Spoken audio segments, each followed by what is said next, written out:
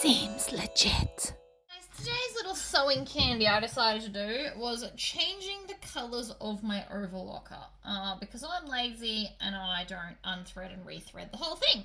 So you will need tweezers, snips, and your new coloured thread. I'm making my child an army coloured costume, so I don't have 4 of the same, but it's going to be fine with these. So the first thing I'm going to do up the top here, let me just move this up, is I'm going to cut the thread, let's see if you can see that, in line with the top of the cone.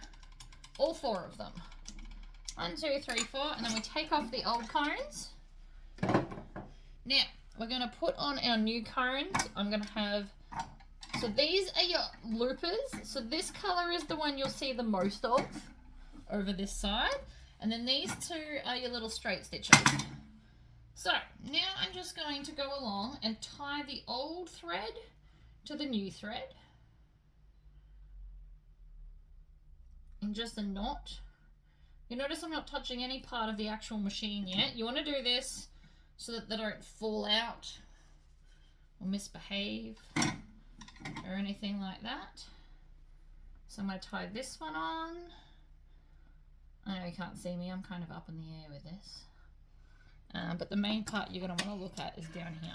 So that's okay. Sometimes I like to stand up over the machine. It's easier to be taller than stuff sometimes. Now these threads I actually got from an op shop, these browns and greens. They were 50 cents a cone and I couldn't say no. Although I don't use the colours very often, it is handy to have them when I do use them. Okay, so now all 4 of those are tied down. So now what we're going to do is we're going to come and we're going to lift up the presser foot, which releases the tension in these. And I'm going to grab this and I'm going to hold on to the tail, which is just here. And I'm going to use my finger and just kind of pull at all 4 threads just a little bit. Not too much, because then that happens and it unthreads itself. So we just want to pull just a little bit to make it looser. And then this one's already separated from our, I don't know if you can see because of the light, but this one's separated from the rest of it. So I'm going to just gently pull this one all the way through. Now this one is one of our top threads. So sometimes it helps to I just kind of work it a little bit at a time. And this is not technically threaded through the needle. Do not pull your knot through the needle is my #1 tip for that. So then I'm going to grab the thread with my tweezers because the thread is out. And I'm just going to bring that tail back over here because it moved on me.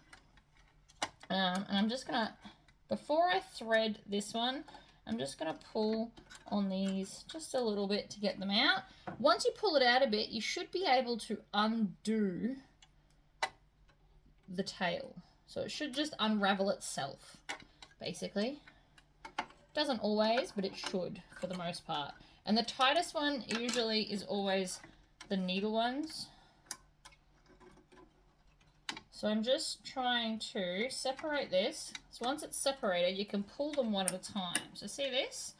I have just pulled one of the lower loopers all the way through. So the quicker it separates, the easier this is. It doesn't always want to though, as you can tell.